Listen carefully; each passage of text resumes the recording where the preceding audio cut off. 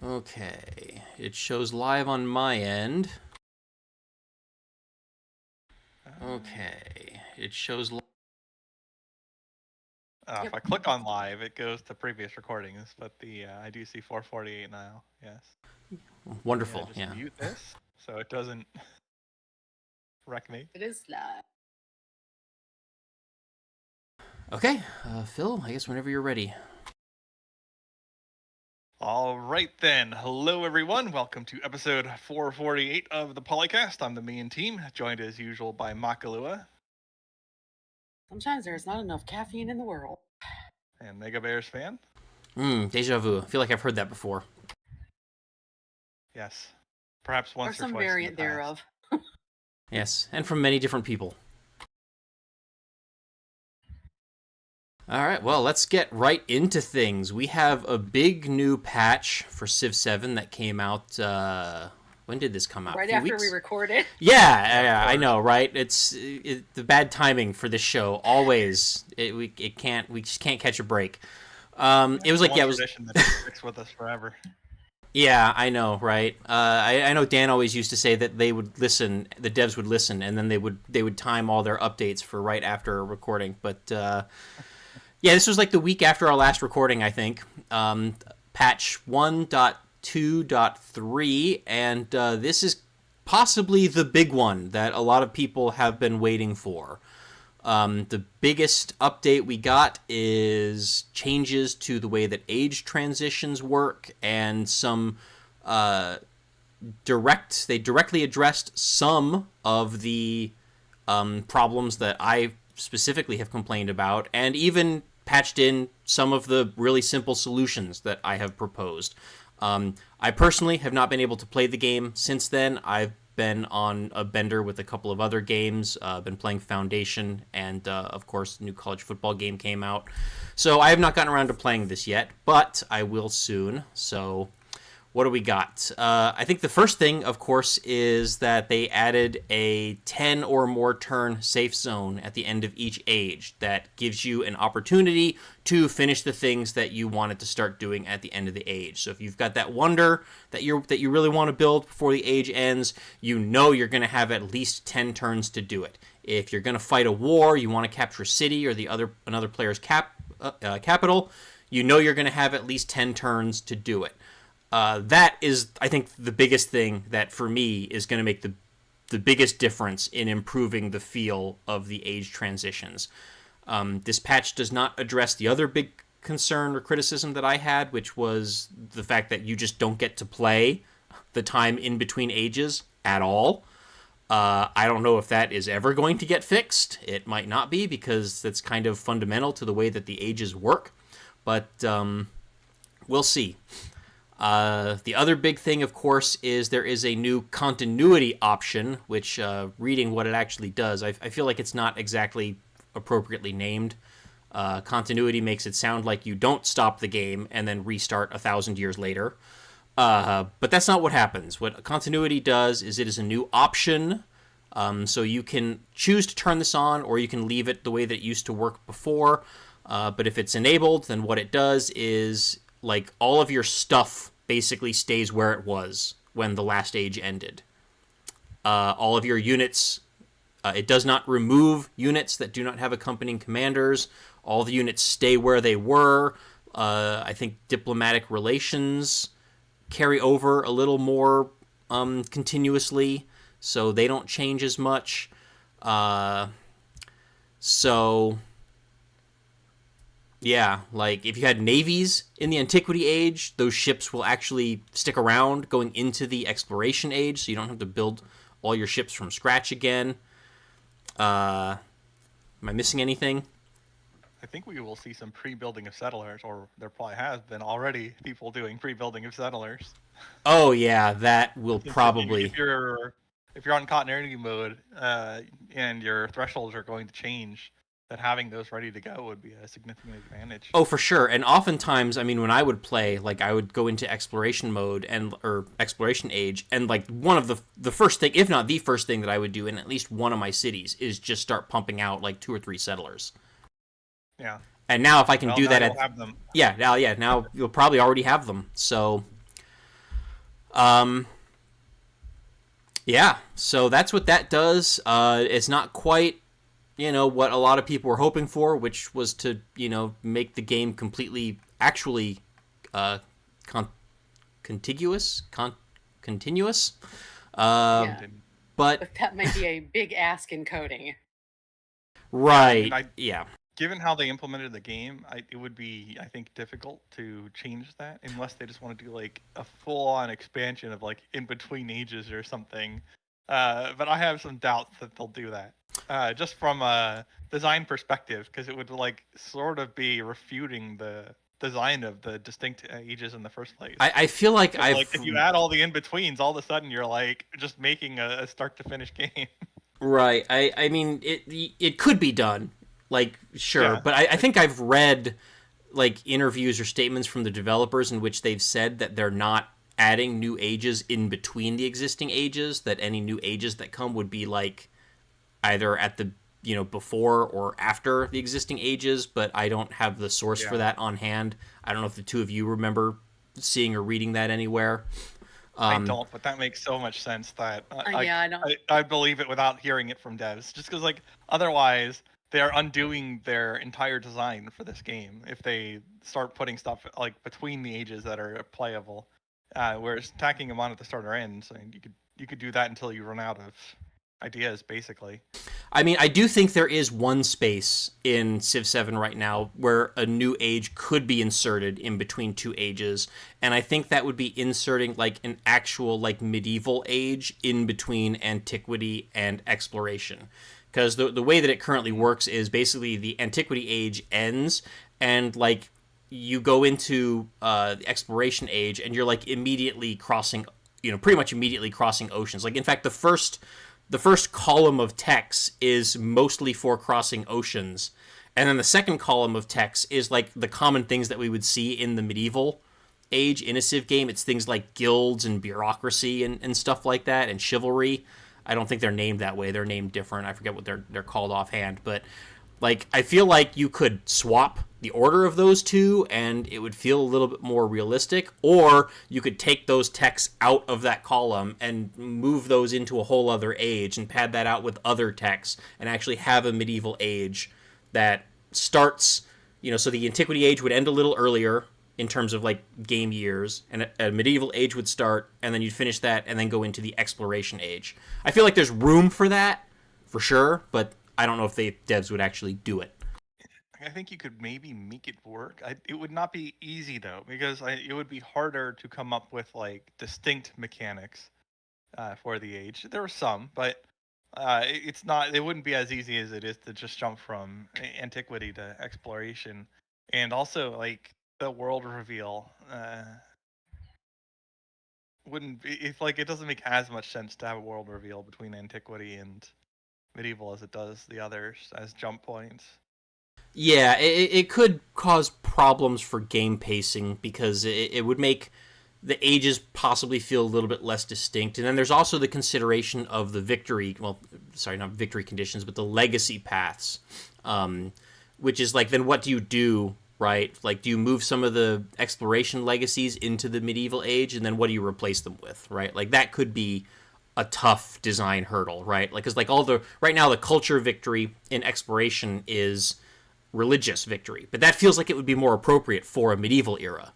So then what do you do for the culture legacy for exploration? You know what I'm saying? Like, you can figure that out. Those are solvable problems, but like it would require thought and work, and it's not something where you can just slap something together real quick. Like, we're talking like full-blown expansion material that would have to come like a year or two down the road, especially if they're spending this whole first year after the game's release just kind of trying to fix it up and get it to a state where people actually want to play it, where an expansion would sell. I think that's true of like any age added. Like I think adding like an age before the start or at the end would also require expansion. Oh, for sure. Yeah, any new ages are expansion material, and I think any content that might go between ages would be expansion material. One of the other things I've suggested would be to move the crisis to be after the age ends as a transitional period, instead of making it be a thing that happens, during the end of the age. So Yeah. that's something I proposed in the past. I think that could be a good way of creating an extra buffer, and then maybe actually making it so that like winning the crisis is something that you kind of have to do to progress the game, like turn it into kind of like an actual like boss challenge, sort of, where civs that don't complete their crisis, like maybe they're eliminated, the way that kind of Aura History Untold eliminates civs between its what does it call it? Does it call them ages? I forget what Aura calls them, but that's an option maybe. But anyway, what were we supposed to be talking about again? Patch, New patch. What else we got? Well, we have an auto explorer. It's another big thing that has been asked for by the community. So scouts and I think also naval units can now auto explore, so you don't have to babysit them. In the game's defense, the way that scouting works in Civ 7 is a little bit different and a lot more like player driven and assertive than it was in previous games. You don't just walk your scout out into the fog of war to reveal tiles. You have that feature now where you can have them do their was it called search. You have that search button where it expands their radius of visibility for one turn and reveals nearby like goody huts and stuff like that. So it's not uncommon. In fact, it's probably good play to have your scout just kind of stop every few turns and do that search thing to kind of give yourself a sense of where you should be going with your scout in order to more quickly reveal goody huts and stuff like that. And presumably, if you auto explore your scout, they're not going to do that stuff on their own. So if you want to do that, take advantage of that feature, you're still going to have to manually explore with your scout. So that's an unfortunate presumption. It should not be that hard in principle to have an algorithm that suboptimally tries to reveal the most tiles as a secondary priority to getting goody huts or something. Yeah, I mean, and uses that mechanic. Yeah, I just don't know. That's not like there's not like a super complex decision tree there. No, not really. But I think a lot of it does come down to like player preferences and play style. So it might be hard. It would be for sure be difficult to find something that would work in a way that would satisfy most players. Because some players might. Auto sucks. Like in almost every game I've seen, Oh, yeah. I've yet to see a good auto explorer that can come close to matching like what a top player or even like a reasonably good player does with their exploring. That said, like it should at least take advantage of the mechanics in the game in question and like do something that crudely follows what a player would try to do, even if it's not as good. And like not using that just seems egregious to me, but maybe it does. Yeah, I mean, there's probably debate on within the community right now on what is the best way to explore with your scouts with this new search feature. One thing that I do see in the update that Auto Explore will do is that if there is a discovery within range that the scout knows about, it will stop moving, or it will stop auto exploring. So you can, I guess, manually move it to the discovery. If that's the case, I would definitely like to see a little bit better UI presentation of where discoveries are when they're discovered, so you actually know what the heck it is that your scout stopped for and can find it, because that's problematic. Although that's a good secondary thing. Like if you can't make your auto algorithm handle the unit movement, ideally, to like not have it automate that part of it, then Right. Is pretty good, because that used to be a frustration of mine in Civ 4. You'd like click something in the fog, and it would repath you rather than interrupting your order because your order wasn't valid. And it might walk right past goody huts or city states. Well, I wasn't even worried about that. I was just like happened to have an enemy unit blocking movement at sea. It's like through a strait. And yeah. Instead of interrupting me, it moved me back in the way I came from to path around the entire continent. Right. Yeah. And that Which I didn't even know existed as a continent yet. Like I didn't know that there was another naval route, but it just like randomly sent me like like up into the right instead of down into the left because an enemy unit happened to appear. Like that's shoddy, and that's an example of like a poor UI interaction from an older Civ game for sure. And interrupting instead of doing that is a vastly superior alternative that is simpler to implement. If the order is not valid, then just stop it. Right, and that would happen a lot So in both Civ 5 this and is Civ something that Civ 6. 7 gets right in that context. Like if you can't make the auto algorithm work, then just stopping is actually a reasonable implementation. Yeah, that would happen all the time in Civ 5 and Civ 6 with like mountain ranges and city states and stuff like that. They'd be in the fog of war, and like your unit would just wander off in some like random direction. You'd be like, "Where the heck did my scout go?" Yeah. If you can't execute the order, then don't randomly pick a new one. Now, I will say that I don't know if that's the way that this auto explore works, because this just talks about it stopping if there is a discovery. It doesn't say anything about if it reveals, like a blocker in the fog of war that it can't pass. There's nothing in here about what its behavior would be in that case, so we would just have to play the game to find out. Yeah, well, plus, it's a little bit different of an example because in this case, we're instructing the game to automatically pass. Whereas in the example I was complaining about, it was the opposite. I was trying to manually move my unit to a specific location, and the game overrode me. Oh yeah, you're right. They are. Whereas, like, if I tell it to find stuff on its own, then I mean, it's whatever. If it doesn't path optimally, that's on me because I ordered it to explore automatically. Yeah, I rarely ever used. No, if Civ 7 does this, if it interrupts when you like give an order like that, Yeah, or if it acts like Civ 5 and 6. I rarely ever used auto explore. I think pretty much the only time I ever used it was maybe in like the middle of the game when all that was left was for my naval units to just reveal empty ocean tiles, and then I would just like set my galley or my caravels or whatever to auto explore until the rest of the ocean was uncovered. That was pretty much the only time I ever used auto explore in like Civ 5 and Civ 6. And I would also, once I got military access with people, like I'd already explored all the unclaimed territory, then I would let like one or two scouts on auto explore map the other ship's territory automatically. Because one, you're very unlikely to find hostile stuff in their territory unless you were at war with them, and two, like it's not as urgent unless you're like planning a war very soon and like want to cut off a resource or something. It's okay to spend an extra 5 turns with your scout blundering about in their territory or whatever, suboptimally revealing tiles. But it's nice to know where their stuff is. So I'd use it for that too. Yeah, and of course, if you are at war, it's probably not a good idea to just have your scouts auto-exploring through their territory. You should probably be using them for reconnaissance and not for exploration, which means more directed and guided, you telling them to go to specific places to like look at unit positions or, resources or whatever.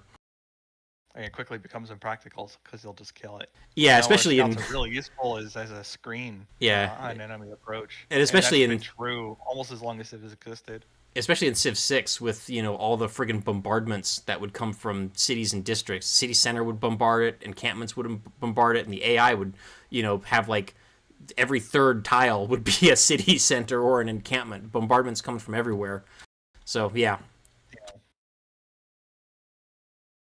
Scouts are a lot more useful in Civ 7. It is one of the biggest upgrades, I think. One of the best ideas in Civ 7 is a lot of the ways that scouts have changed, because they not only do they have that search feature that reveals goody huts and stuff like that in the nearby fog of war, so like what direction you should start scouting, but they also have the lookout post thing, so you can set them like at the border with another player and put them in lookout mode, which also expands their field of vision, and you can use that to just keep track of enemy movements along the border and stuff like that. So I really like a lot of the things that Civ 7 did with scouts, and I definitely want to see it. That's probably the strongest scouting we've had since you could like use spies or diplomats as distinct units. Like even going back to Civ 2 through 4, like you could put those in enemy territory and reveal their units, which was kind of questionable from a balance perspective. Because you'd be able to like see basically their whole territory if you spent enough, but certainly you could see if they're massing on you. Yeah, Now we have scouts for that we'll be able to see if somebody's like building up on your border. If they're putting a lot of units, you'll see that before they're actually in your territory. Or even just like, if you see like a really powerful unit just walk by and you're like, oh crap, they've got that unit. I better buff up my military or whatever. Another really good use case for scouts in Civ 7 is camping them along trade routes and then setting them to look out to reveal more visible tiles, and then prevent, keep track of independent power movements, so that you don't get those independent power units, messing with your trade routes or whatever. Yeah. We don't have barbarian camps just spawning in the fog of war the way that we did in old games, so it doesn't, block that. But those hostile independent powers can be pretty nasty in some games and some maps, and keeping tabs on them is usually a pretty good idea. Yeah, map vision is useful for sure. What else we got in this patch? We have a new unique commander, Trung Ni. Oh gosh, what's the name of the? She's a unique unit for her sister, who is a leader, right? Not for a civilization. Mm-hmm. Yeah. Yes. And what does she do? Custom promotion tree. You get her automatically in the first stage along the first military unit you produce as her sister. And she stays across ages. There's a unique commendation called Sisters Unite, which replaces duty and adds plus 30 to heroic assault. It's got extra stuff, +5 for jungle. Also, you could do +5 combat strength for units in a friendly territory when inside her commander. One for their Rebellion 1, +3 combat strength for land units in those when she's adjacent to at least 2 enemies. +5 for coordinated attack, focused fire. +5 combat for against fortified districts within the radius, and just a +5 plus. I guess is the end of the tree. The +15 combat for that commander window. Yeah, and I assume she has all the same benefits of regular commanders as well. All the other promotion trees are still there. And you can stack units and stuff like that, and gain experience. So yeah, and getting that at the with your first military unit, I mean that's pretty powerful too. That means you don't. It's very early. Yeah, it's very early. It means you don't have to spend time researching the civic that would normally grant, or technology that would normally grant the first army commander. So you can focus on, like a religion tech, or a science tech, or something else, or one of your, unique civilization techs. You can unlock your unique buildings or a wonder, early. So that gives a lot more options. But then you still have that commander so that you can deal with, any hostile independent powers or whatever that might be sending raiding parties over into your city. So very useful. Very, very, very useful.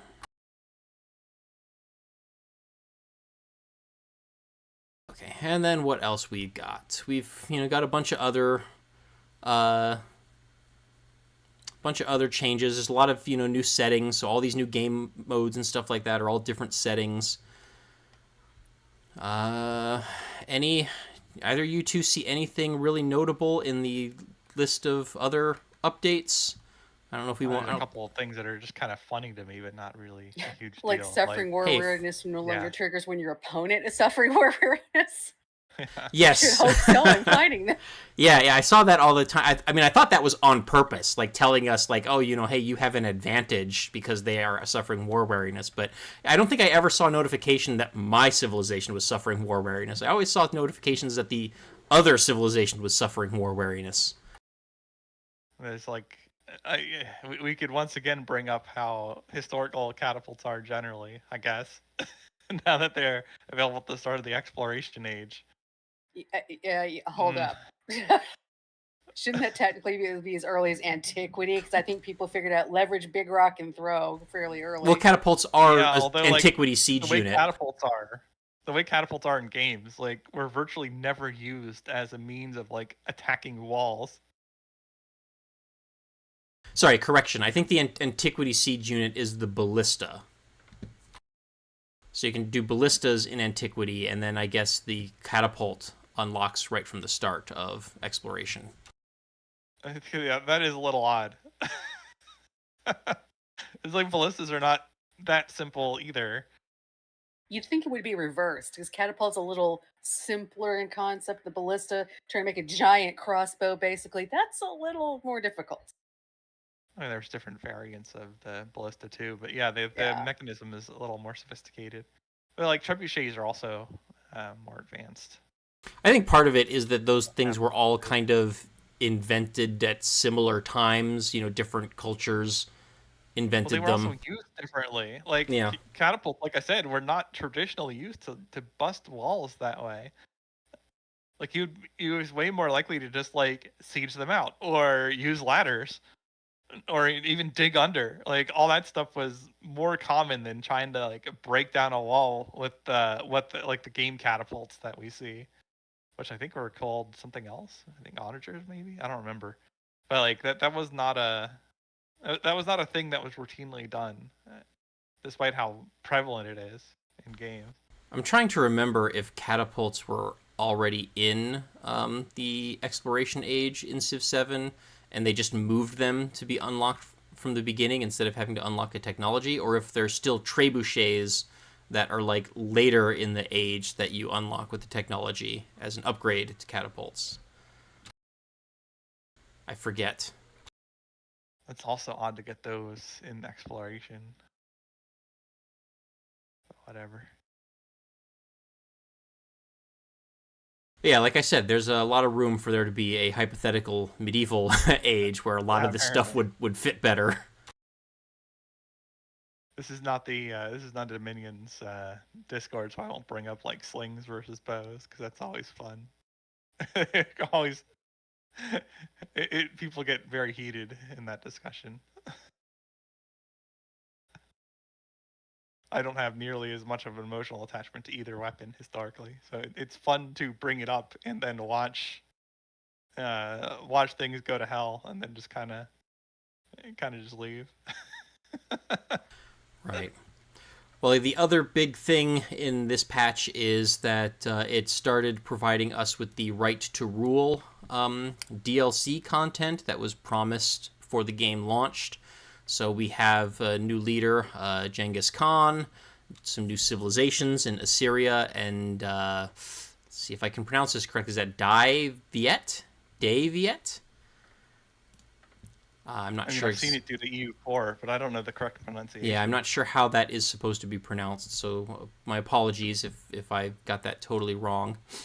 And some new wonders. What do we got here? Looks like a new mosque, Grand Bazaar.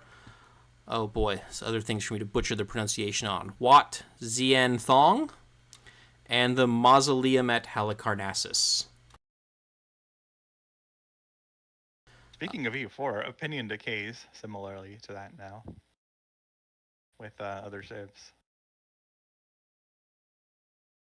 And in September, we should have more Right to Rule content. So hopefully we can talk about that next time. And they did bump it up to 12 players now for huge maps, so getting there slowly. But that's only single player, it's not multiplayer. Okay, I'd missed that. Yeah, because I was scrolling down and it's like, hey, wait a minute. In Phil's favorite section, UI interface changes. Yeah, I was looking through them. And I don't know that there's really too much to discuss in terms of the new leaders and civilizations, because, I mean, it seems pretty much exactly what you would expect. Genghis Khan gets buffed towards cavalry units. I mean, big surprise there, right? And then what else we got? Assyria. Gain a technology upon capturing a settlement for the first time. Codices are not awarded from technologies. So where do you get your codices from? That's the neat part. You don't? Yeah, I don't, it doesn't say. I guess I'll have to play and find out. Yeah, unless you're getting that along with the technologies when you no. Unless you get them when you capture the settlements. I don't know. Interesting. Or you steal other people's codices, maybe? Maybe that's the idea, is you don't get your own, you have to steal them from the other players? Is that... You're stealing the text. You might as well steal the codices while you're at it. I don't recall getting other civs codices when I would capture their cities, so I don't even know if that's like a base mechanic or not. I don't know. And then what else? The dive yet. When you create a fortification constructible, receive 5 culture for every urban population in that settlement. So a defensive culture civilization. And they've got a unique settler unit and a unique ranged unit. Although the patch notes do not explain what those do. So I don't have the notes for that on hand.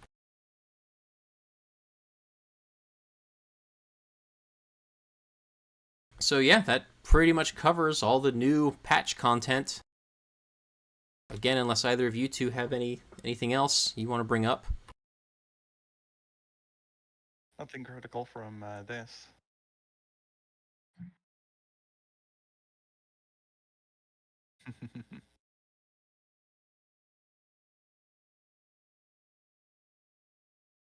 All right, so what's next in news? Well, it was an interesting stat I saw browsing through Reddit the other day that even this long after release, there are twice as many people playing Civ 5 as there are playing Civ 7. And user posted a screenshot from Steam with that. It's like, youch. Civ 6 still leads the pack with like 26,000 current players when they took this picture. And then Civ 5 had 9,000, and Civ 6 only has 4,000. It's like, youch. And I know everybody's the been a bit averages are holding like with that too. That's not like a Yeah. one-off fluke thing. It wasn't just one day. Yeah, the 30-day average was 30K for Civ 6, 12K or almost 13K for Civ 5, and then about 7K for Civ 7. It's like that's people are playing a 2 iterations younger version or older version instead of playing your new game. Oh boy. I know pretty That's much rough luck. almost every friend that I have who is a fan of Civilization didn't even go on to Civilization 6. Like, most of the people I knew stuck with Civilization 5. I have, like, one friend who actually went on to play Civ 6 and also Civ 7. It's sort of bizarre to me because I think 6 is clearly better than 5 for a number of reasons, but other people disagree. I mean, I think they each have still strengths, merits and drawbacks. I think there are definitely things that Civ 5 did better than Civ 6, and the fact that the two have a lot of overlap in like mechanics and game systems does make them very comparable directly in that sort of way. But yes, overall, I preferred Civ 6. I had seen another screenshot the other day of a guy who had it was almost I think it was the equivalent of 9 years worth of like workday time playing. So it was something ridiculous. It was in the tens of thousands of hours, and they were finally getting Civ 7. It's like, boy, I hope that guy's not disappointed with this. 'Cause that's a huge jump between 5 and 7, especially if you put that many hours into 5. Like if I looked in Steam and totaled up all my Civ hours, I don't think I'd get to that guy's hours. Yeah, no. Even my highest game is not quite that high. It's a shame I wasn't playing Civ 4 on Steam. I'd be really curious to know what my actual hour count was. That and The Sims 2. Those would be the two big My ones. highest has to be EU4. Like, I'd be way up there on Dungeon Crawl Stone Soup as well, but I don't think I've played anything as much as EU4. Yeah, and some people are positive in the thread because they have when they've been putting out some of the newer DLC and stuff. It has been good stuff. They are listening. We just went through this patch thing. They are listening to what players want to change. Even though as a cartoon I saw elsewhere is some people are there's two camps that if they change enough of it, people are like, well, you didn't stick to your vision, and the other people like, yeah, but I'm not buying it till it's like the old game. There's still that too, but they Yeah, are we'll see going how in the that right plays out. direction. But they had I think it was put elsewhere in the threads that first impression though put a lot of people off. And can you win those people back? There's also something that the OP posted a little further down that shows each of the like a line for overtime for each of the civs. Civ 5 overtime, 6 overtime, and then 7 overtime. And if I'm a dev trying to sell titles, I'm not encouraged by what Civ 7 says. Because like those had their peaks and valleys too, and then like especially Civ 5 leveled off over time just because it got super old. Yeah, like it leveled off after 2020. Pretty reasonable considering its age by then. Civ 6 had consistent peaks and valleys really until start of 2025, and then it's had a bit of a dip, although it's still not an all-time low yet. And then Civ 7 has just dropped and stayed down. Now, granted, that's only over the course of a few months, so like these are not to same scale. I've also this is if you're a dev, this is not encouraging. No, not at all. I've also been seeing people comparing the numbers between Civ 7 and Beyond Earth, which also is not going to be very encouraging. I did not see that part, but yeah, it's not on this thread, but I've seen it posted by other people, and in like YouTube videos, there's been people who are talking about the comparisons between the two. I'm trying to remember. There was somebody who posted a video, what do they call it? Like the game that broke the Civilization franchise or something like that. And you think they're talking about Beyond Earth, but no, it's actually about Civ 7. Which I think is a little bit premature of a thing to say, but... Clearly Beyond Earth didn't break it since it has had multiple successful releases since then. But... Hey, the Beyond Earth franchise seemed to die pretty quick, though. Yeah. No, they really needed one more DLC, and it could have been. It did, and we've said that multiple times. Now, this person could just be making a prediction, and it's one of those things where, like, if you say it on every Civ release, it'll eventually be true. Like those people who said that Tom Brady was washed every year. Eventually, it was true. He retired. Yeah, or Peyton Manning is even probably the better example. Well, I don't think that's as good of an example because he went from like elite play to washed over like the course of 2 years. Whereas with Brady, like somebody would say that he's too old to play anymore for like 6 or 7 years straight. It felt like 100 years. Yeah. As someone who did not like him. Eventually it happened. So yeah, eventually there will be a last Civ title. Yeah, and eventually the sun will, explode and destroy the Earth too, and the heat death of the universe and all that stuff. But yeah, this is a rough situation for the Civ franchise. Certainly, you don't want your new game to be looking like this in sales performances, because regardless of how good the game is or isn't, if it isn't selling well, things aren't going as planned. Yeah, and it's especially problematic because of the fact that there is competition, right? Because there's 6 other Civilization games that people can play, right? It's not like, Civ 3 was considered a disappointment, back in the day, right? It was considered the bad Civ game, but there were only 2 other Civ games that you could choose from, and the first Civ in particular would have been very dated by Civ 3 standards. I don't know about Civ 2, if Civ 2 would have been considered really dated at that point, but like Civ 5 and Civ 6 are still very playable games, right? Like they're not like, it doesn't feel like going back to something like on the 90s that's playing on MS-DOS, you know what I'm saying? Yeah. Like, and then it's not just that, but now there are other game series that are coming out. We talk about this all the time. We've got Old World, we've got Humankind, we've got Ara, we've got Millennia. There's a lot of Civ-like titles now. So if you don't like a Civ game, you can play another Civ game, or you can play another game from a different studio. And that's also got tangential competitors, because like things like Endless Space aren't really the same as Civ, but for some subset of the player base, it will scratch enough of an itch similarly. Yeah, well, they'll go over there, and those have always been around. Like there's always been Space 4Xs, right? It's specifically these historic, turn-based 4Xs that like Civ was like the only game in the subgenre for like 20 years. Well, now we've got EU5 coming out soon. Ooh. EU4 pulled me away from Civ. But yeah, we've Not always entirely, but mostly. Like my play ratio between the two is ridiculous in favor of EU4. Whereas like in the Civ 4 early Civ 5 days, I hadn't even played an EU game. I didn't know what Paradox was yet. And Paradox games certainly have their flaws, but once again, that is yet another like if not direct competitor, a competitor that will pull away at least some of its audience, depending on the quality of the Civ games.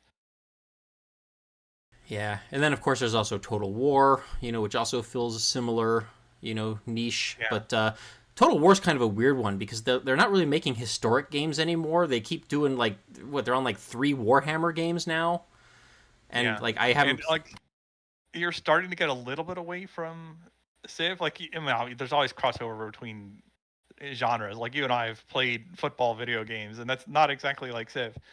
With that being said, though, the RTS element of the Total War games can be quite the time pressure on people who really only want to do turn-based. And that's true to a lesser degree for the Paradox games, but they just don't have nearly the degree of micro pressure as Total War. Your entire outcomes hinge not just on your buildup, but on how well you control your armies in real time in Total War. And that's a big step for a lot of players. Yep. I like the RTS elements sometimes, though. I think those are fun games, but they are definitely different games. Yes, for sure. But like I said, for another certain players, competitor. they scratch the same itch. If I don't like the Civ, I can play Total War, or I can play, Crusader Kings, right? For some people, that's good enough. And a lot of people that I know who play Civilization also like those other games. The friends that I'm talking about, who play, who still play Civ 5, right? Every time I see him on Steam, it's either Civ 5 or it's Crusader Kings 2, right? So he likes to stick with the oldies. It's not even Crusader Kings 3. He likes the oldie games, the classics. But yeah, it's always one of those two. I don't think I've ever seen him play a different game, but he's always on Steam, and it's always one of those two.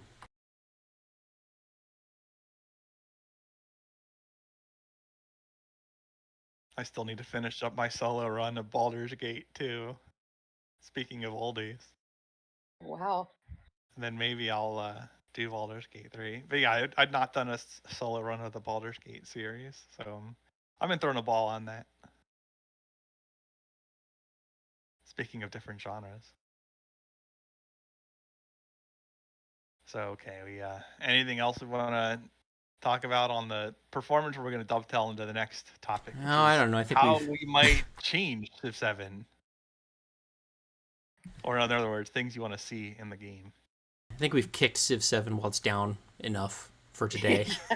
Let's talk about fun things you could do with it. Yes, what would bring you back? I mean, I've probably said what would bring me back a number of times. So, I just want the game to run quickly, smoothly, and with good controls and information presented properly. That would bring me back. But that's probably not on most people's lists, and certainly scrolling through the thread on it on Reddit, that is not a top thing that people are asking for. And specifically, just for reference, we are looking at a Reddit thread posted by Atomic Gandhi titled "What features do you want in Civ 7 that don't often get talked about?"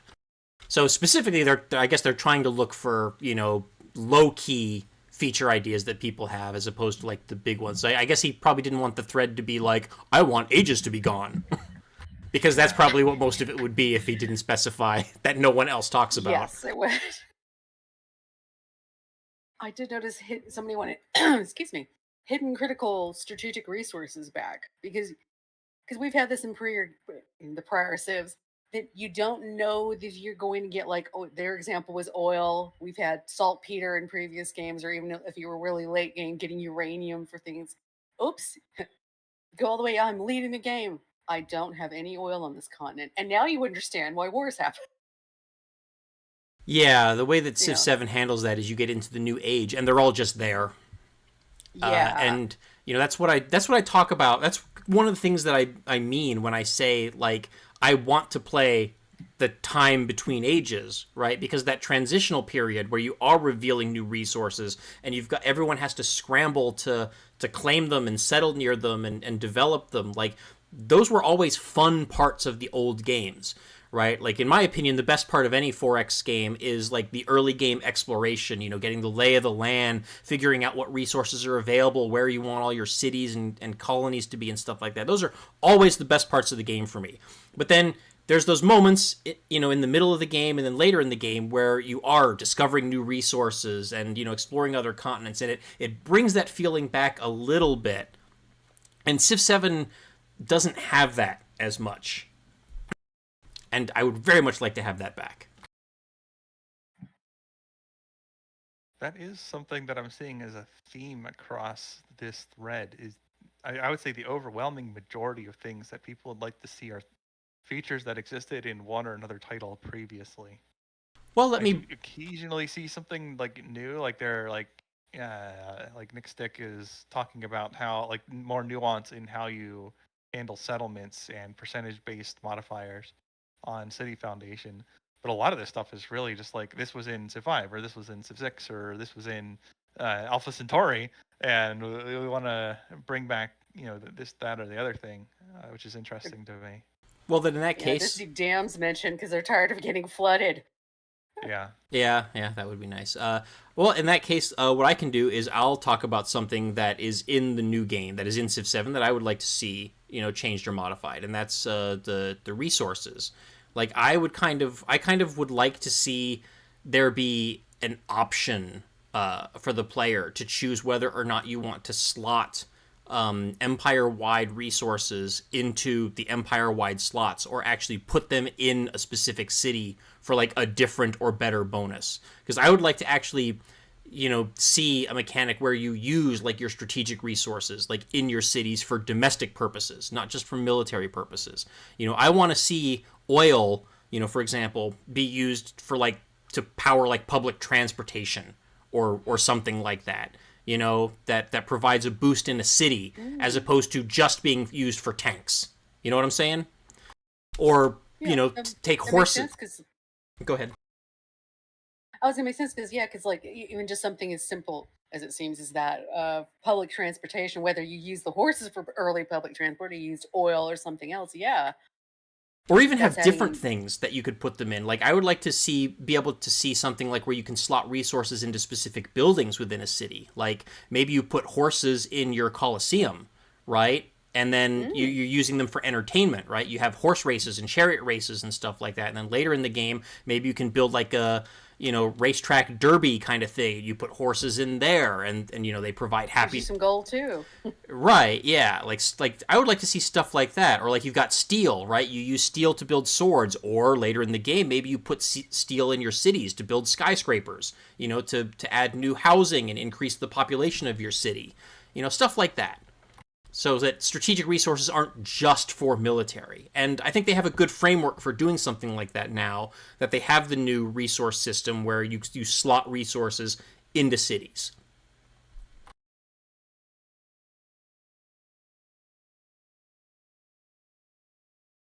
And that's something that I've actually been asking for like years. That goes all the way back, I think, to even Civ 5. I was pitching ideas like that. So it's like they're close. They're so close to like what I've been wanting for so long, but just not quite there yet.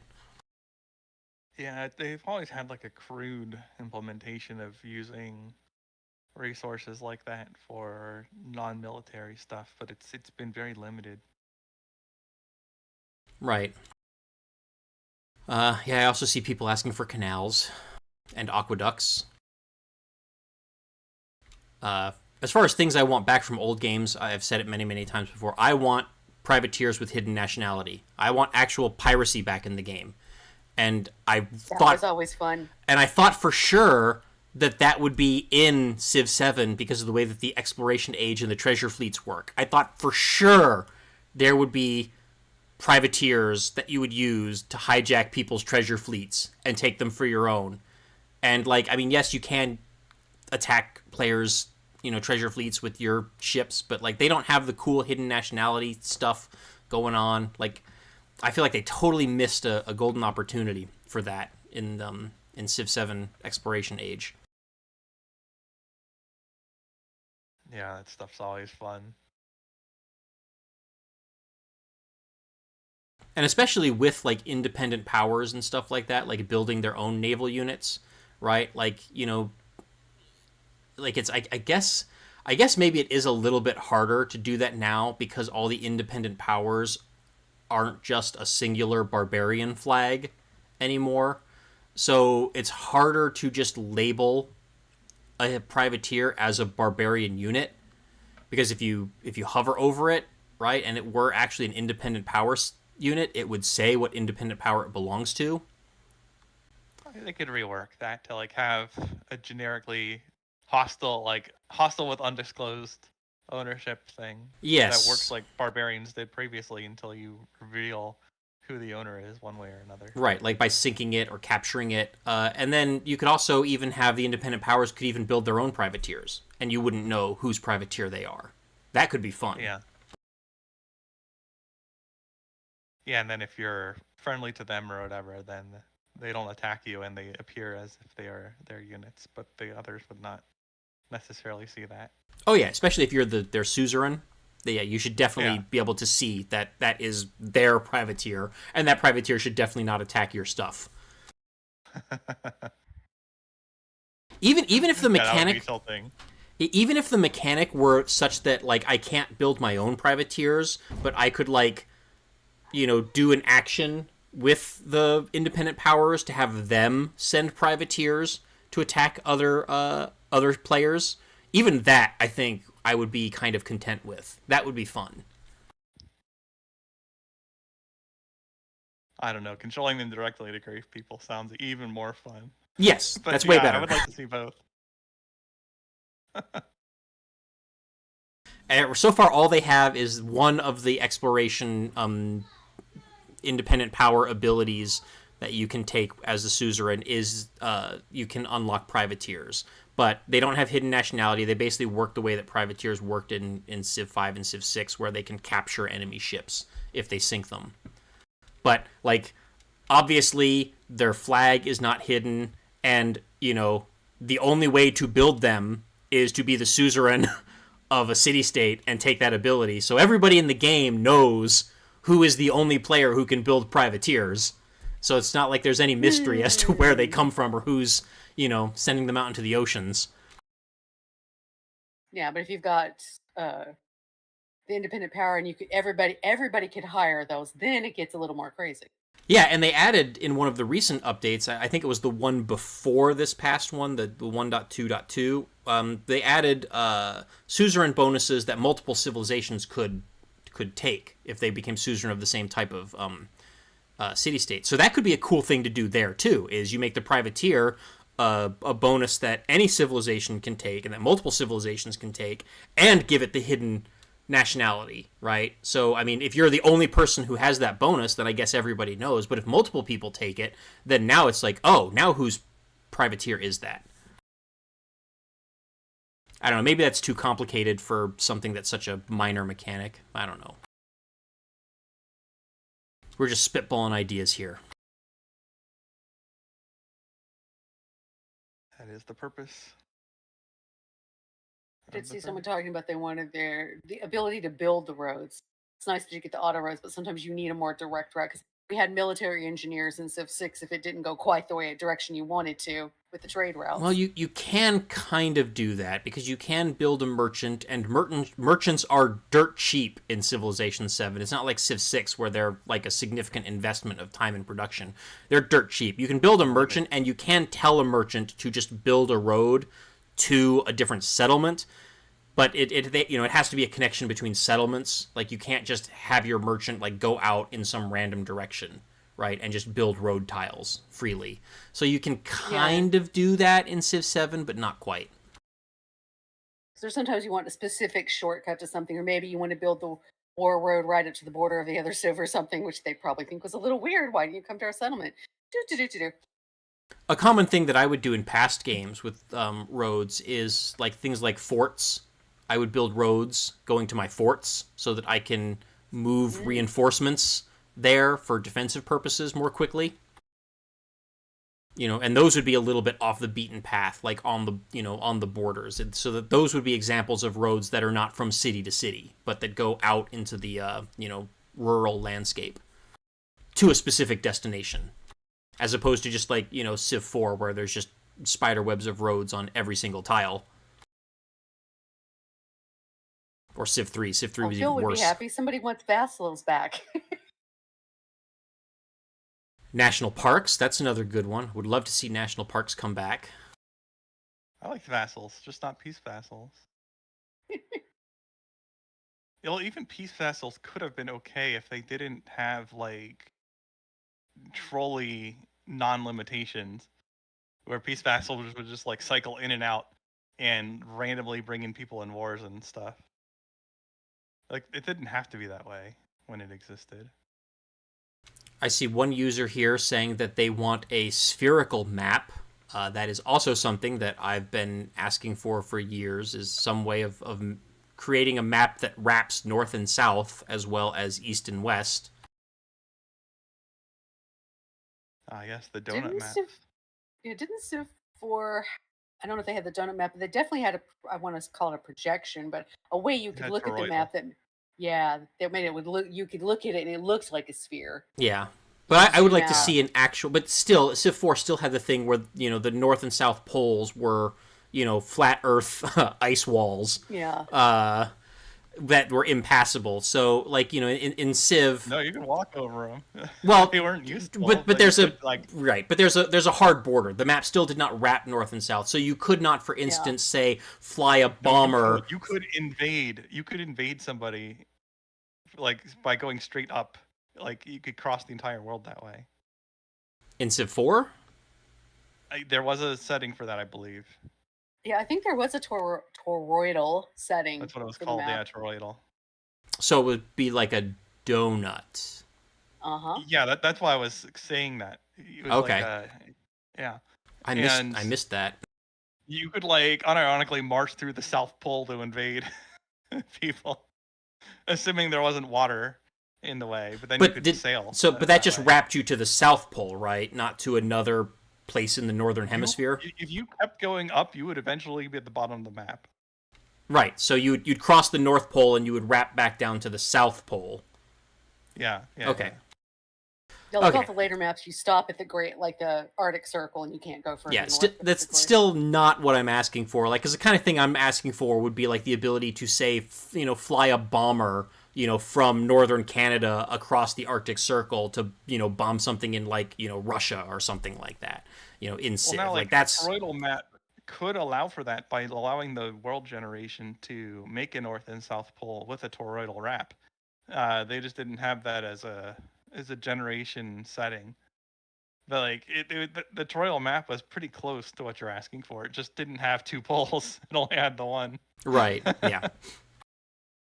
Somehow, one pole, and that's why it was called the donut map. And I want to say that like it's not, it would be a technical and design challenge, but it is not impossible. I have played strategy games that take place on spherical maps. There was one that I played that I rather quite liked. It was a sort of like city/colony builder game. It was called Imagine Earth, and it's a space colony building game where they have like a campaign where you have to build colonies on like different planets and stuff like that, and compete with other players building a colony on the same planet. And it's just like a small little cartoonish planet, but it's made out of triangles, so it is spherical, right, with the north and south pole and all that stuff. And you build little cities, and there's other players that build their cities, and you can interact with each other and stuff like that. And it was a pretty cool little game. So that something like that is definitely technically feasible, and it has been done before, just never in a game like Civ. What was that? I think people have figured it out with hexes as well, like actual spherical worlds. Oh yeah? Does it work with hexes? Non-trivial. Yeah, apparently. Huh. I mean, I know like a soccer ball has is a soccer ball hexagonal things, or are they some adjustments, but it can be done. Yeah, like I know it's right, because like the example of a soccer ball is you have I forget if it's hex or pentagonal panels, but then there's like I think triangular pieces in between them, or something, or maybe they're hexagonal with pentagonal pieces. Yeah, there's both kinds. Yeah. It's just the way you have to put those together to form a sphere. I think you end up, if you try to do all hexes, I think you end up with at least a few pentagons in there somehow. Yeah, but apparently with Imagine Earth, triangles works. So, well, you can divide all those shapes into triangles, so yeah.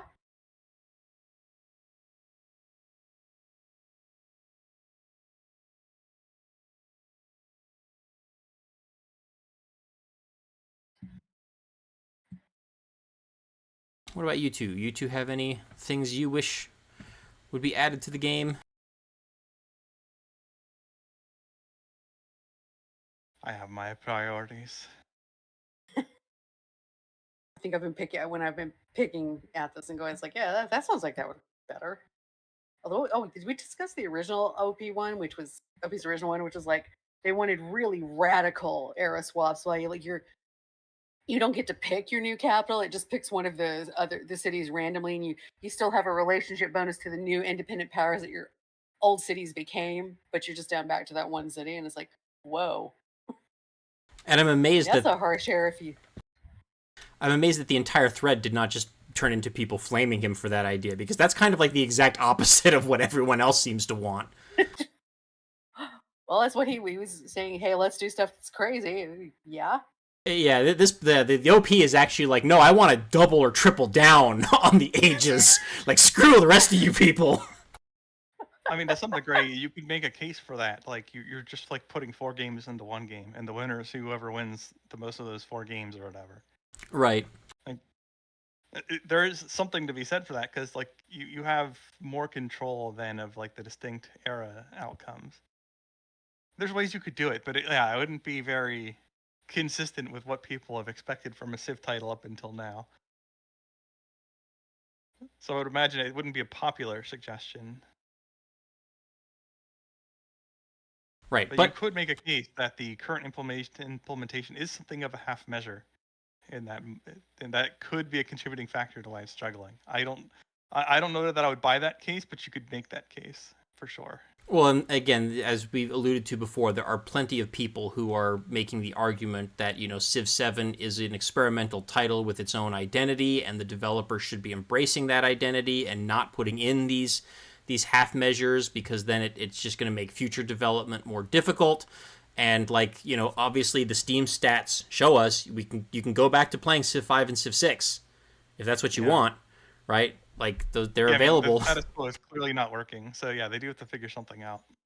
Right, and the question is, do you double down on your design philosophy and keep doing what you were trying to do all along, or do you try to bridge the gap and then end up with a game that doesn't appease either camp, right? Because you're still going to have holdovers from the original vision of the game that old Civ purists are going to dislike, but the game is also not going to have a unique identity that's going to make it worth playing to people who maybe liked the vanilla game at launch. So it's tough. It's really hard. I do not envy Firaxis right now. No, that's rough. They had not an easy spot to be in. Yeah, they wanted to go in a slightly different, newer direction, and it has not gone over as well as I think they hoped. Yeah, there are cool things about it, but it hasn't hit the same way that other Civs have. Yeah, they swung for the fences and just didn't get it there. I wonder how much of that is like a design versus quality problem. Because right. They're both contributing factors for certain. Like, although people don't like the age mechanic, they also don't like the release date of the game, and that did not help. Yes, and there is impressions are pretty important. So I don't know. Like, probably the design is rubbing people the wrong way more than the quality, because the game Civ 5 release quality was atrocious, way worse than Civ 7 in my opinion. Right, but if the game had released in a more polished state, right, with a better UI and all that stuff, like, would people have been more accepting of the gameplay changes, right? Because it looked and played really good. I don't know how much more. That's the question, is like, how much better would it have done? Like, I don't think it gets triple the sales figures, but it probably gets some help from that.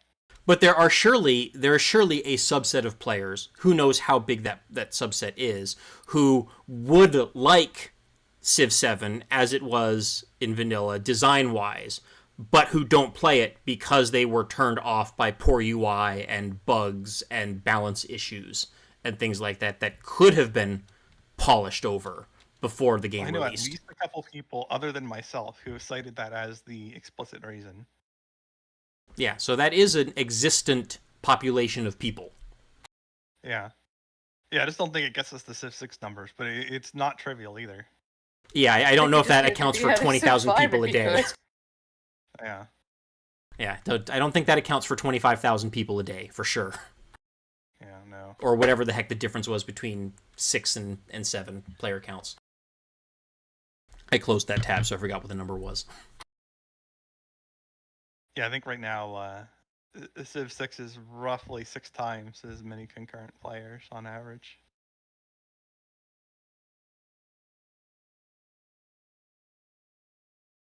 Okay, well, I said that we were supposed to stop kicking Civ 7 while it was down, and we kind of kept doing that, so... Sorry, Civ 7. Well... You're right, apparently. Listen. We were saying that there are good things about it, and there's some cool ideas you could also add into it. So, there's some positivity. We're stats people. Can't ignore the stats. That's right. I'm on the record. There's a chance. I'm on the record as saying I like what they did with luxury resources, and I want more of that. I want that expanded. I don't want that nerfed and turned into the way it worked in past games. Although I would like to see resource counts for strategic resources come back potentially. That could be nice too. But anyway, what is this podcast supposed to be about? This is supposed to be a strategy podcast, right? And we haven't talked a whole lot about strategy since Civ 7 came out because we've been kicking it while it's down. So let's actually talk about strategy for a change. So, and a little bit of self-promotion, I guess, as well. So, on my personal blog, I do still write strategy guides, and I do have a couple out for Civ 7. I have not gotten around to posting them and sharing them on social media and on Civ Fanatics and stuff like that yet, because I'm just super busy with a lot of other stuff and other personal projects. So they haven't not been widely distributed, but they are there. So listeners, if you are interested in checking them out, you can always go to my blog, www.megabearsfan.net. I currently have 2 strategy guides, one for Axum and one for the Mississippians, and we want to talk about some of the strategies and recommendations that I came up for some of those games. So first of all, just a brief overview of the Mississippian civilization is their unique abilities are the Goose Societies, in which all buildings receive +1 food adjacency for resources, and they get a production bonus towards the Monk's Mound. They have a unique district, the Pot Cop, which is a rural district that provides +1 gold and +1 food for each adjacent resource. And then they have a unique unit, which we will talk about a lot, the Burning Bow, which is a slinger and archer replacement that has a small combat bonus for bombard strength and apparently for siege units. I had totally forgotten that was in there. And it applies a burning status effect to the tiles that they hit for 2 turns, which applies passive damage to any units that are standing in that tile while it is burning, which is a pretty radical new unique ability for a unit to have in a civilization game. I don't know if the two of you can think of anything, but is there anything in any past game that even resembles? Just weather effects from Civ 6. The forest fires you get all the time in 6 are like that because it'll last a few turns, but you can't start those. That's true. Yeah, that was burning was an effect in Civ 6. I'd forgotten that was the case. But now it's something that units can do. And then their other unique unit is the Watanabe, which is a unique merchant that can establish trade routes, and it gains 25 gold per resource acquired when creating a trade route. So I felt that that all of this stuff combines to make the Mississippians kind of an economic flavored civilization, but they are also pretty powerful warmongering and very powerful defensive civilization. That Burning Bow is an incredibly powerful unit and a very difficult unit to deal with, which is evidenced by the fact that when the AI plays as the Mississippians, they will spam the hell out of those burning arrow units. That fire effect still matters to later units, right? More advanced stuff. Yeah. Until you can't use them anymore. Yeah, it's just fire does not care how advanced you are; it will burn you. Man, when you think about the scale of these tiles that the archers are setting fire to, that is impressive. That's a lot of fire. Yeah, I mean, we deal with a lot of abstractions in Civilization, so that's definitely one of them. Yeah, that one's just funny though, because it's like your archers are starting like horrible California forest fires like every time they shoot. Yeah, the But fires do not they- spread, so that's one thing. Ah. I mean, they're spreading a lot if they're taking up a friggin' tile. Are you kidding me? Yes. Let's just like They've light literally up said- the entirety of like New York by Well, firing arrows. And they spread in the New York sense City, that like the entire New York City is on fire because these people are shooting arrows. yeah, Not just and the city, the entire state of New York. and they spread also in the sense that there's usually not just one Mississippian burning arrow unit that is shooting at you. If it's the AI, there's like 20 of them. So Yeah. there's a lot Some of the gameplay I've seen is the players with 20 with burning arrows. Yes, right, yeah. I mean, I've never would built that many, but like, yes, the burning arrow unit is an incredibly good unit, and it is crazy frustrating to have to fight against, because like, and one more thing that I want to add is that there is a civic in the Mississippian civic tree, and this is another feature of Civ 7 that I really like. I really like how every civilization has its own unique civic tree. Very cool addition, adds a lot of flavor and more unique bonuses to civilizations. Very good idea. That should stay in Civ 8 for Axis, if you're listening. But one of the civics that the Mississippians have is, what was the name of it? I think it's pronounced Wa'ahi, something like that. Sorry again if I'm mispronouncing things. But it allows the burning arrow unit to pillage tiles that are up to 2 tiles away. So basically, you shoot it with fire, and that pillages the tile as well. Oh. So, yeah, that's not listed in the unit's unique abilities because it's unlocked by a civic, but like that is also a very powerful ability. So the burning arrow is a really good defensive unit, right? Because you can camp them on spaces and then just set fire. And you can't just target a tile that's empty, so you can't just like set a fire in anticipation of an enemy unit entering that tile. So you do have to shoot an enemy unit in order to set fire. But like once they're in range, you set fire to them, and all you got to do is hold the line, right? And those enemy units are stuck on that tile, taking burning damage for 2 turns, which is absolutely devastating for an invading army. And so inversely, as if you're on the aggressor side, then it makes fortifying and defending incredibly difficult, because like you camp and fortify your unit on like a defensible hill or whatever. Well, the burning arrow unit is just going to shoot at you and set it on fire. And now you have to move off of your defensible tile, or else you're going to take 2 more turns of burning damage. So, like, they're really difficult to deal with. It's probably a little worse on the offense, just because if you shoot at an enemy unit that's like in your way towards a city, the enemy unit can move off that tile, and now you have a burning tile between you and where you want to go. Right. Yeah. So, like you have to be careful on the offensive, like where you place shots. I mean, whereas if you opposed wanted on to- defense, it's like strictly positive to just paint everything on the enemy's army in fire, and you don't have to think about it at all. Whereas if you're doing something like where you want to kill a unit and take over that tile to attack the enemy further, you might not want burning there while doing that. Well, and also a very important thing to note is that you can do friendly fire damage with burning, right? If your units... Yeah, that's what I'm saying. Yeah. Like, you don't want to like wall yourself out with fire if you're attacking. Right, so it is also a little bit of a liability. So you do have to be very careful when you are attacking. A couple other notes for how the burning ability works. At least as of the time that I wrote this guide. I don't think any of this has changed, but like a lot of things have changed in the last few months for Civ 7. So it does. So it can do friendly fire. It can affect friendly units. It also does not affect water tiles, which makes sense.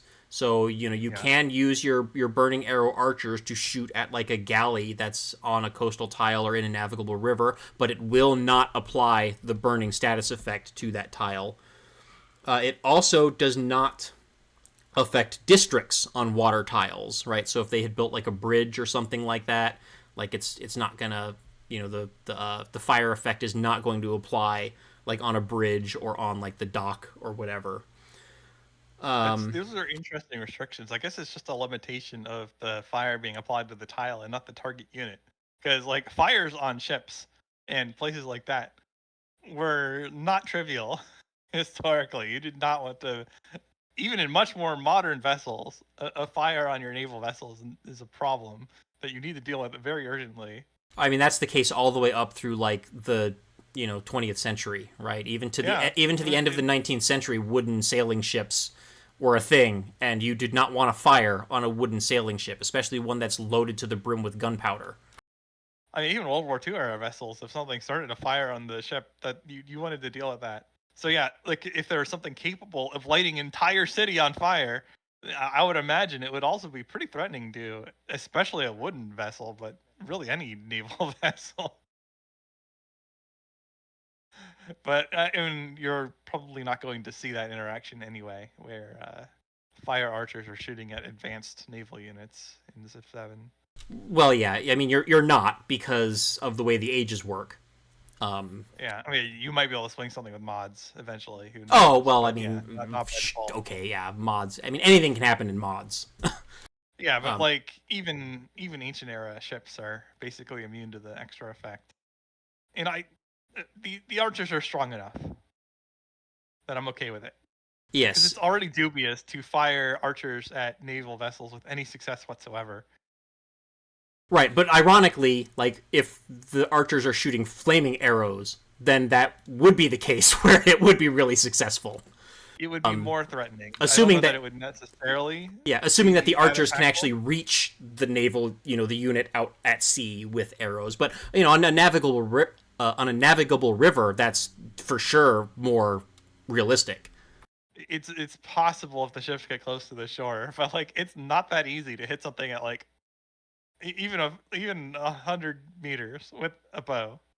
Right. That's pretty tough. Now hitting a ship, all you have to do is fire it far enough. Now, of course, Fire 100 meters. with the abstractions in Civilization games, like a galley isn't like one galley. It kind of represents a small fleet of galleys, which is easier to hit than a single ship. But On the other hand, a navigable river is not 100 meters across.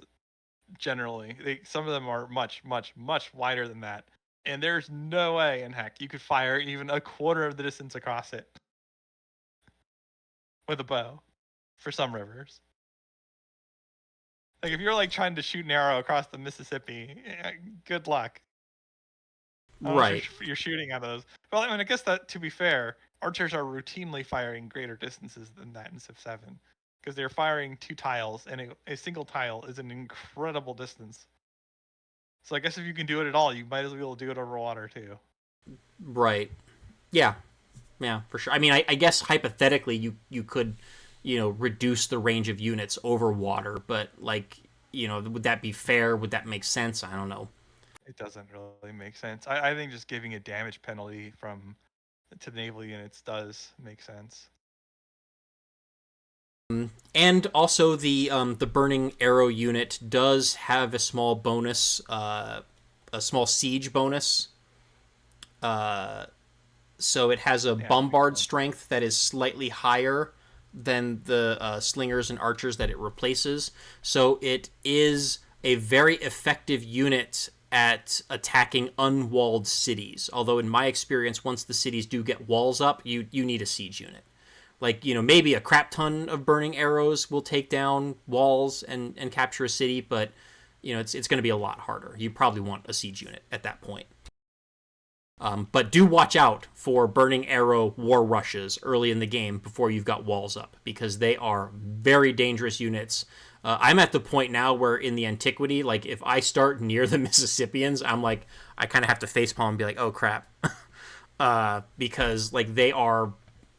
that unit makes them one of, if not the most dangerous antiquity era civilizations, in my opinion.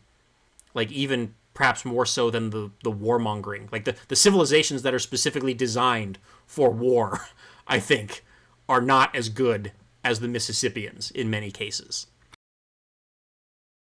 But that's my opinion. Your results may vary. But if you are not fighting lots of wars with the Mississippians, they do also have some pretty good economic bonuses. So they have a unique trade unit that gives you lump sums of gold, basically per resource when you found new trade routes. And in Civ 7, like, most cities are going to have multiple resources. So you're talking, it's 25 gold per resources. So you're probably talking about, reliably getting like 100 gold or more each time you create a new trade route, which is a pretty nice lump sum of change.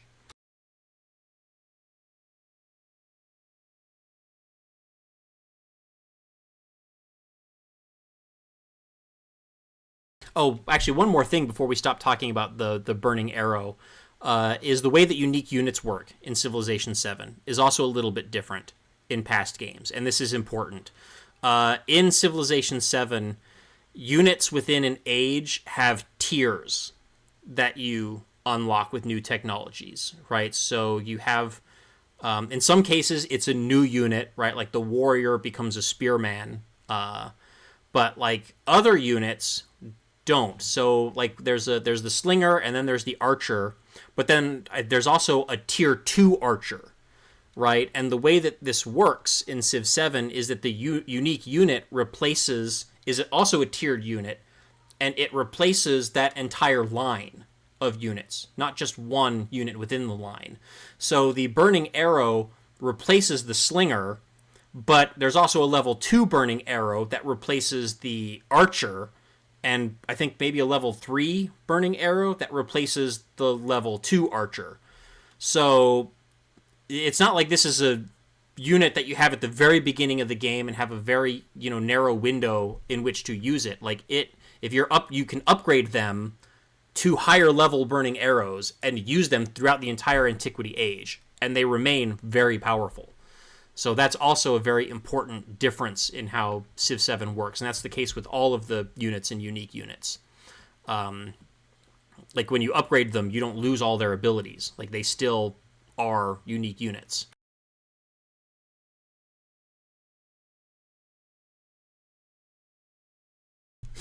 But anyway, I think with the Mississippians, you should definitely put priority on getting to Code of Laws so that you can unlock your unique merchant, because that's going to give you a lot of money. That's going to let you buy units, going to let you buy buildings. Get that out quickly. And also, you have very early access to the Monk's Mound wonder.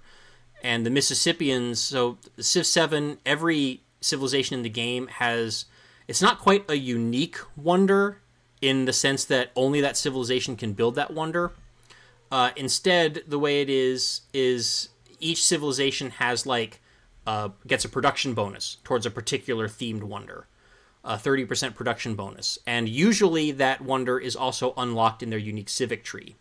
For a lot of the civilizations, it's like a marginal bonus because the placement of that wonder in the tree, in the unique civic tree, means you can't really get there any faster than if you had just beelined to it on like the regular civics tree or technology tree, depending on where that wonder is.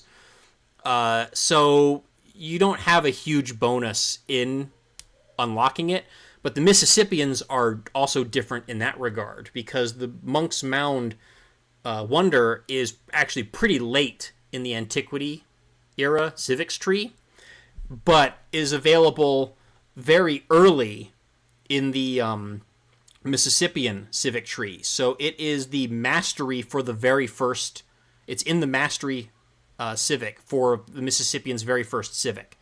So you only have to research 2 civics to unlock the Monk's Mound, as opposed to having to get most of the way through the civic tree with another civilization. And then you get the 30% bonus on top of it. So, like, if you're playing as the Mississippians, you kind of have to try to not get the Monk's Mound if you're not going to get the Monk's Mound, because you have like super priority access to it. And if the Mississippians are in the game, don't even try going for that wonder, because they're almost certainly going to get it. And what it does is it grants extra food and increases the resource cap of a city, which means you can put more resources in it, which can provide more food or more production, or gold or whatever. So it's a very versatile, very good wonder as well. So that's another thing that makes the Mississippians very powerful. So they're going to be very strong in the Silk Road legacy path, and they're going to be very strong in the military. What's it called? Pax Imperium or something like that, I think. Because of that unique unit. There. Yeah, right.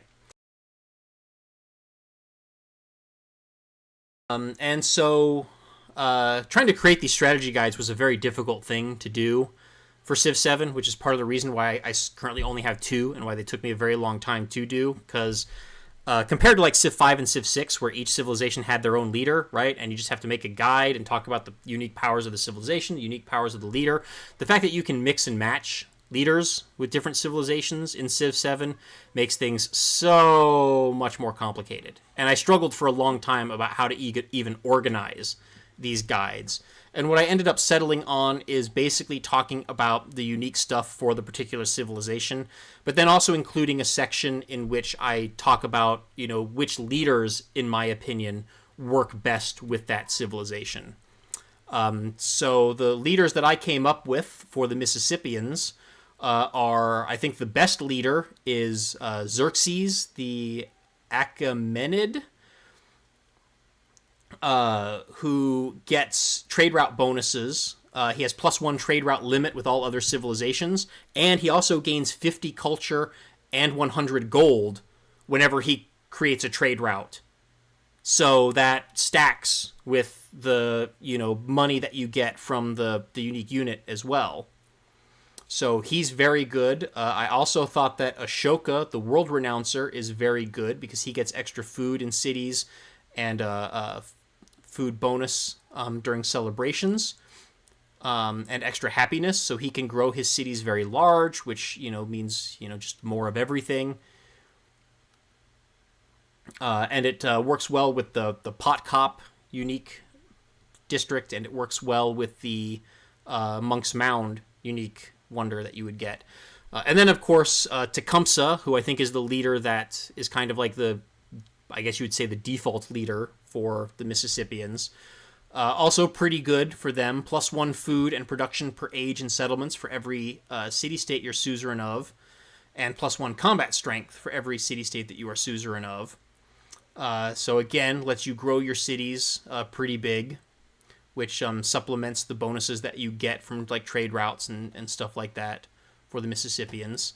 I also thought that Amina was pretty good. She grants +1 resource capacity in cities, which will of course work well with all your trade routes, and +1 gold per age for each resource assigned to cities. So again, you build that Monk's Mound, increase your resource cap in a city, and then put more resources in it, get more gold. And then the last leader that I thought is a really good fit for the Mississippians is Hatshepsut, who gains culture for every imported resource. So this also gives flexibility, adding a real culture bonus to the Mississippians, so that you can now pursue, be better at pursuing 3 different legacies instead of just 1 or 2 that you might have with the other leaders. And then another section that I am including for these guides is talking about what civilization choices work well for the other ages. So in this case, this is an Antiquity Age civilization. So what civilizations do I think work well to transition into for the Exploration Age? And I think the obvious choice, of course, is the Shawnee.